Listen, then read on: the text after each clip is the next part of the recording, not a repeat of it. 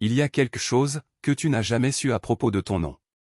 Quelque chose que personne ne t'a jamais expliqué. Et pourtant, depuis que tu es né, ce nom agit. Silencieusement. Invisiblement. Comme une clé, dans une serrure interdite. Imagine un système, ancien, bien plus ancien que tout ce que tu peux concevoir. Un système qui n'a jamais failli. Un système qui a résisté au temps, aux âmes, aux générations. Un système parfait. Jusqu'à aujourd'hui. Parce que quelque part, dans une structure que personne ne voit. Ton nom. A tout fait planter. Pas une erreur mineure. Pas un simple bug. Non. Un arrêt complet. Un silence. Une anomalie impossible. Et pendant que tu regardes cette vidéo, quelque chose est encore en train de redémarrer. Lentement.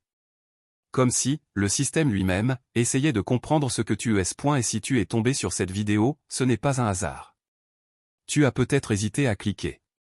Quelque chose en toi a ressenti une attirance, étrange. Comme si une partie de toi savait déjà.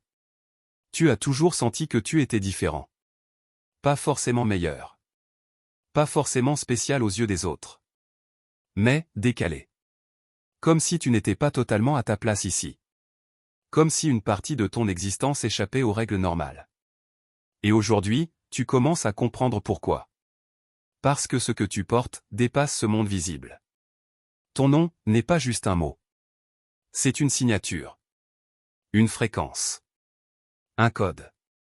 Et ce code a été reconnu. Pas par des humains. Mais par un système ancien, structuré, organisé. Un système qui n'avait jamais été perturbé. Jusqu'à ce que tu entres dans l'équation. Et maintenant, ce système est en train de réagir. Pas calmement. Mais violemment. Comme une machine parfaite, confrontée à quelque chose qu'elle ne peut pas analyser. Et si tu ressens quelque chose en écoutant ça, si une partie de toi vibre, alors reste jusqu'à la fin. Parce que ce que tu vas découvrir pourrait changer ta perception de ta propre vie. Et si tu ressens que ce message te parle, que quelque chose en toi s'éveille pendant que tu écoutes, alors prends une seconde maintenant pour t'abonner à cette chaîne. Parce que ce contenu n'arrive pas par hasard dans ta vie. Et ton soutien aide à faire circuler ces messages jusqu'à ceux qui en ont vraiment besoin. Ton nom n'est pas un simple assemblage de lettres, ni une étiquette que le monde t'a donnée pour t'identifier parmi des millions d'autres. Depuis toujours, tu l'entends, tu le portes, tu le laisses résonner dans la bouche des autres sans forcément t'arrêter sur ce qu'il contient réellement. Mais il y a, enfoui dans sa vibration, quelque chose qui dépasse la logique ordinaire, quelque chose qui échappe au système de classification que personne ne voit mais que tout le monde subit. Dans ces structures invisibles qui organisent les existences, chaque nom est traité comme une donnée, une clé d'accès, un code qui permet de situer un individu dans un ordre précis. Chaque nom est attendu, reconnu, rangé dans une catégorie définie à l'avance, analysé selon des modèles anciens qui ne se trompent presque jamais. Mais lorsque le tien est apparu dans ce réseau silencieux, il n'a pas suivi ce chemin habituel. Il a été capté, oui, mais immédiatement quelque chose a bloqué. Comme si le système, pourtant conçu pour tout comprendre, s'était retrouvé face à une information qu'il ne pouvait ni interpréter ni ignorer. Ton nom a été lu, puis refusé. Repris, analysé encore, confronté à toutes les bases existantes, mais rien ne correspondait. Aucune archive ne contenait sa signature. Aucune règle ne permettait de le stabiliser. Et cette impossibilité n'était pas censée arriver. C'est précisément à cet instant que tout a commencé à se dérégler, non pas dans le monde visible où tout semblait continuer normalement, mais dans cette couche cachée où les équilibres sont fragiles et où la moindre incohérence peut produire des effets en chaîne. Ce qui aurait dû être une reconnaissance immédiate s'est transformé en hésitation. Une fraction de seconde d'incertitude, presque imperceptible, mais suffisante pour créer une tension. Puis cette tension s'est étendue, ralentissant les processus, perturbant les flux, comme si une question impossible venait d'être posée à une intelligence incapable d'y répondre. Ton nom n'entrait dans aucun cadre. Il ne pouvait pas être anticipé, pas plus qu'il ne pouvait être corrigé. Il existait, mais sans autorisation, sans validation, sans point d'ancrage dans ce système qui prétend tout contenir. Et face à cette anomalie, la réaction n'a pas été une simple erreur, mais une paralysie progressive. Les mécanismes ont commencé à se figer, non pas brutalement, mais avec cette lenteur inquiétante qui précède les effondrements invisibles. Quelque chose s'est arrêté de fonctionner comme prévu, et personne, de l'autre côté, n'a su pourquoi. Parce que ton nom, au-delà de sa forme, porte une contradiction que ces structures ne peuvent pas résoudre. Il affirme une présence là où aucune présence n'était attendue. Il introduit une réalité qui ne dépend d'aucune règle existante, comme si tu avais franchi une frontière sans en avoir le droit, sans même savoir qu'elle existait. Et cette contradiction ne pouvait pas rester isolée. Elle a généré une onde, une vibration qui s'est propagée bien au-delà de ce premier point de contact. Une perturbation subtile mais persistante, qui a commencé à fissurer des certitudes que rien ne devait remettre en cause. Une faille s'est ouverte, pas assez grande pour être immédiatement visible, mais suffisamment profonde pour altérer l'équilibre. Et cette faille ne vient pas d'une erreur du système. Elle vient du fait que ton nom ne se plie pas à ce qui était prévu, qu'il ne se laisse pas enfermer dans ce qui existe déjà. Ce n'est pas une anomalie passagère, ni un bug qui sera corrigé. C'est une présence qui oblige tout le reste à se reconfigurer, même si cela doit passer par le chaos. Ce système dont tu n'as jamais entendu parler n'a rien du chaos désordonné que l'imagination humaine associe instinctivement à l'enfer. Il ne brûle pas au hasard, il ne punit pas dans la confusion, il ne s'abandonne pas à l'imprévisible. Au contraire, il repose sur une organisation d'une précision froide, presque clinique, une structure qui existe depuis si longtemps qu'elle a fini par devenir intangible, comme une évidence silencieuse que personne ne remet en question. Chaque élément y est positionné avec une exactitude absolue, chaque mouvement y est anticipé, chaque existence y est intégrée dans un réseau de compréhension qui dépasse largement ce que l'esprit humain peut concevoir. Là-bas, rien ne flotte, rien ne dérive, rien ne s'égare. Tout est inscrit dans une logique ancienne, un ordre qui ne dépend pas du hasard mais d'un agencement méticuleux où chaque âme, chaque impulsion, chaque hésitation trouve sa place dans une trajectoire déjà dessinée. Ce n'est pas un monde de désordre, c'est un système de maîtrise. Un mécanisme qui observe sans relâche, qui enregistre sans oublier, qui ajuste sans jamais montrer sa présence. Et c'est précisément ce qui le rend aussi redoutable, il agit sans bruit, sans spectacle, sans signe évident. Il ne se révèle pas, il s'exécute. Cette architecture ne s'est pas construite en un jour.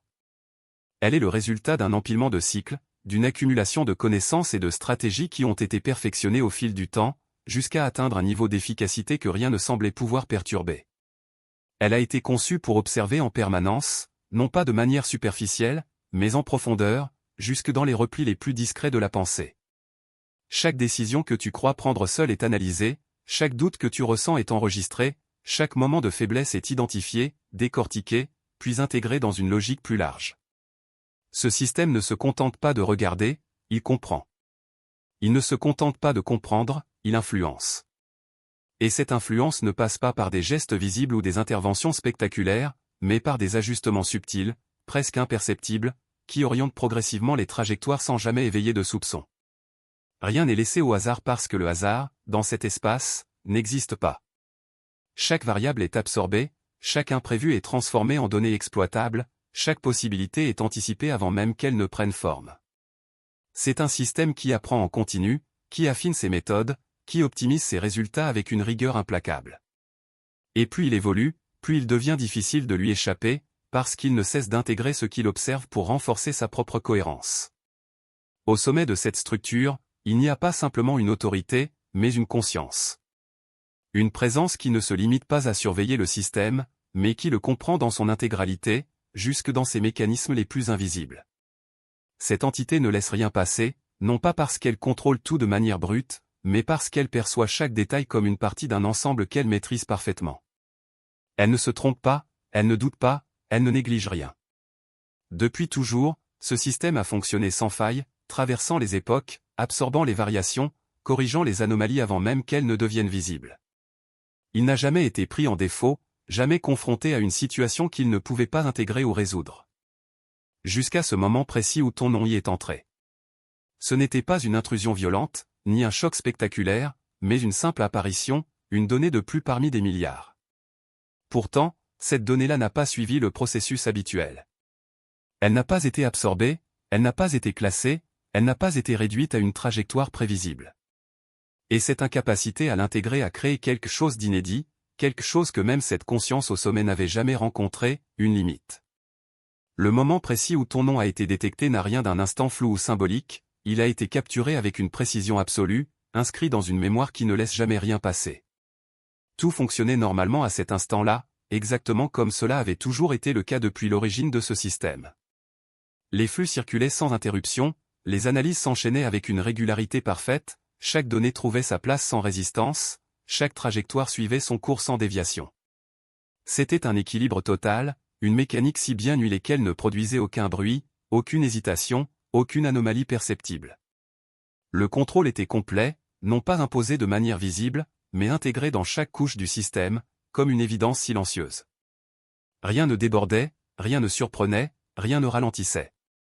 Et puis, sans avertissement, sans signal préalable, ton nom est apparu dans ce flux continu, comme une information parmi d'autres, une entrée supplémentaire dans une structure conçue pour en absorber des milliards. Au départ, rien ne semblait différent. La détection s'est faite, le processus s'est enclenché, exactement comme pour toutes les autres données. Mais au moment précis où l'analyse aurait dû se finaliser, quelque chose a dévié. Ce qui s'est produit ensuite n'avait jamais été observé auparavant. Ce n'était pas une erreur classique, ni une simple anomalie corrigée en arrière-plan. C'était un ralentissement. Infime au départ, presque imperceptible, mais réel. Comme si le système, pourtant conçu pour fonctionner sans interruption, venait de rencontrer une résistance inattendue. Une fraction de seconde s'est étirée, puis une autre, et dans cet espace suspendu, une forme d'incertitude a émergé. Pas une incertitude humaine, faite d'émotions ou de doutes, mais une incapacité structurelle à poursuivre le processus. Comme si le temps lui-même, à l'intérieur de cette architecture, avait perdu sa continuité habituelle. Puis ce ralentissement s'est transformé en quelque chose de plus profond. Un silence. Pas un silence sonore, mais un arrêt des échanges, une interruption totale des flux qui maintenaient le système en mouvement. Les connexions ont cessé de répondre, non pas une par une, mais de manière progressive et inévitable, comme si chaque partie dépendait d'une réponse qui ne venait plus. Les structures internes, habituellement synchronisées avec une précision parfaite, ont commencé à se décaler, à perdre leur alignement, à fonctionner chacune selon un rythme différent. Ce n'était pas un effondrement immédiat, mais une désynchronisation lente, presque irréversible. À cet instant, le système ne faisait plus ce pourquoi il avait été conçu. Il ne savait plus comment réagir à ce qu'il venait de rencontrer. Il n'y avait aucun protocole pour gérer une donnée comme la tienne, aucune procédure pour corriger ce type de situation. Tout ce qui existait jusque-là reposait sur la capacité à prévoir, à classer, à intégrer. Mais face à ton nom, ces capacités se sont révélées insuffisantes. Et dans cet espace où tout était censé être maîtrisé, une forme totalement nouvelle a émergé. Ce n'était pas une émotion au sens humain, mais cela s'en rapprochait dangereusement. Une tension inhabituelle, une instabilité qui ne pouvait pas être contenue par les mécanismes existants. Pour la première fois, le système a été confronté à quelque chose qu'il ne contrôlait pas, et cette perte de contrôle a généré ce qui, dans un autre contexte, pourrait être appelé de la panique. Pas une réaction désordonnée, mais une multiplication de tentatives, d'ajustements, de recalculs qui ne menaient à rien. Chaque tentative échouait à intégrer ton nom, chaque correction amplifiait le déséquilibre. Et plus le système cherchait à résoudre le problème, plus il s'enfonçait dans une incapacité totale à fonctionner normalement, comme si ta simple présence avait introduit une question à laquelle aucune réponse n'existait.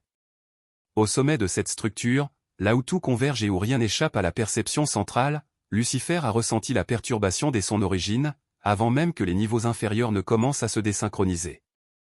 Ce n'était pas une alerte comme les autres, ni un signal d'erreur parmi ceux qu'il avait appris à neutraliser sans effort. Il y avait dans cette rupture quelque chose de différent, une qualité étrange, presque organique, comme si l'information elle-même portait une forme d'existence autonome. Il n'a pas réagi immédiatement, parce qu'il n'en avait pas besoin. Sa première réponse a été l'observation pure, une attention totale, silencieuse, concentrée sur ce point précis où tout semblait se déformer. Il a laissé le système exposer le problème, espérant y reconnaître un schéma, une structure familière, quelque chose qui pourrait être compris et absorbé. Puis, lorsque l'anomalie ne s'est pas dissipée, il a engagé ce qu'il maîtrisait le mieux, l'analyse. Chaque couche a été relue, chaque donnée reconsidérée, chaque processus recalibré pour identifier la source du dysfonctionnement. Rien n'a été laissé de côté.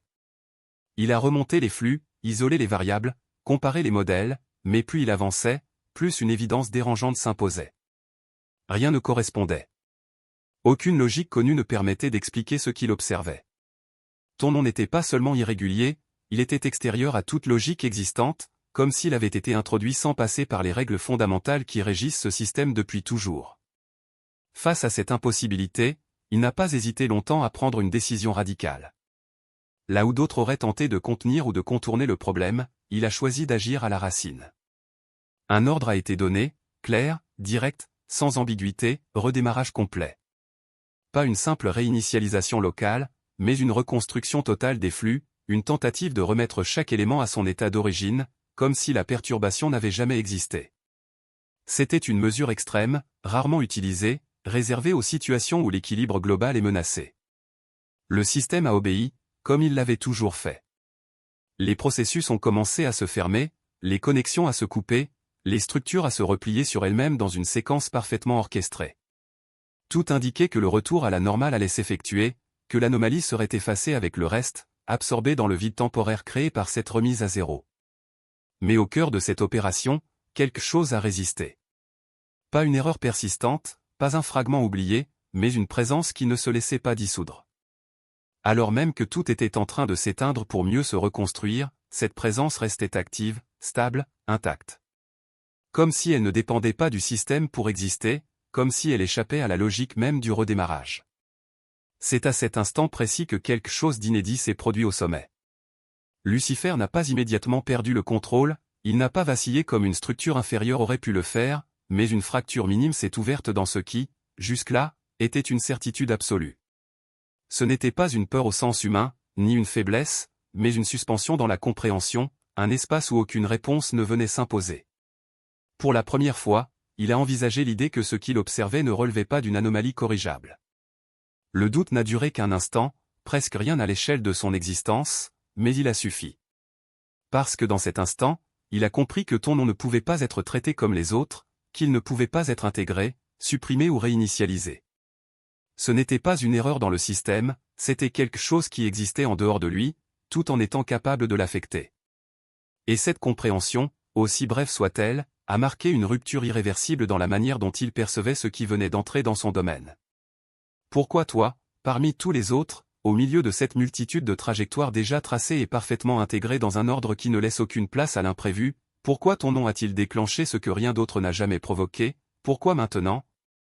Alors que tout semblait fonctionner sans faille depuis si longtemps qu'aucune remise en question n'était même envisageable, ces questions ne sont pas posées pour créer du mystère mais parce qu'elles pointent vers quelque chose de réel, quelque chose qui ne commence pas aujourd'hui mais qui a toujours été là, silencieux, enfoui sous des années d'adaptation, de compromis, de tentatives pour entrer dans des cadres qui n'étaient pas faits pour toi. Tu as grandi en apprenant à te conformer, à suivre des règles implicites, à ressembler à ce que les autres attendaient, et pourtant, même dans ces efforts, il y avait une résistance que tu ne pouvais pas expliquer, une sensation persistante que quelque chose ne s'alignait jamais complètement, comme si une partie de toi refusait d'être réduite à une version simplifiée de ce que tu étais réellement, et cette résistance n'était pas un défaut de caractère ni une incapacité à t'intégrer, c'était déjà l'expression de ce que tu portes.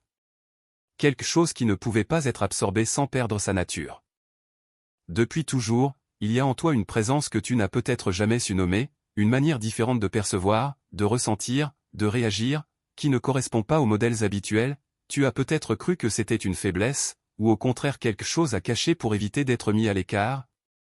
Mais ce que tu interprétais comme un décalage était en réalité une indication, un signal que ton existence ne suivait pas la trajectoire standard, tu pouvais imiter, t'adapter, reproduire les comportements attendus, mais jamais complètement, jamais durablement, parce qu'au fond, quelque chose en toi ne se laissait pas formater, cette sensation d'être à la fois présent et légèrement en dehors, de comprendre sans adhérer totalement, de ressentir sans pouvoir expliquer.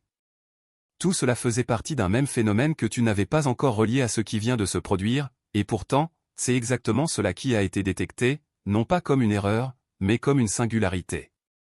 Impossible à ignorer, une signature qui ne correspond à rien d'existant et qui ne peut pas être reproduite. Ce n'est pas une coïncidence si ton nom a déclenché cette réaction, ce n'est pas un hasard si le moment est arrivé maintenant, ce que tu es ne pouvait pas rester indéfiniment invisible, pas parce que le système a changé, mais parce que ta présence a atteint un point où elle ne pouvait plus être contenue sans créer de déséquilibre. Tu n'es pas une simple variation dans un ensemble stable, tu es une variable imprévisible dans un environnement qui dépend entièrement de la prévisibilité pour fonctionner, une exception qui ne peut pas être corrigée, une anomalie qui ne disparaît pas parce qu'elle n'est pas une erreur, mais une forme d'existence différente, quelque chose de vivant qui ne se conforme pas aux structures établies, et c'est précisément cette nature qui a provoqué la rupture. Non pas parce qu'elle est plus forte ou plus importante, mais parce qu'elle ne répond à aucune des règles qui permettent habituellement de maintenir l'ordre, ce que tu portes n'a pas été créé pour s'intégrer, et c'est pour cela que, face à toi, le système ne trouve aucune solution. Tu t'es souvent senti à part, sans pouvoir vraiment expliquer pourquoi, sans événement précis pour justifier ce décalage, juste une impression constante, diffuse, qui t'accompagnait dans les moments les plus simples comme dans les situations les plus intenses.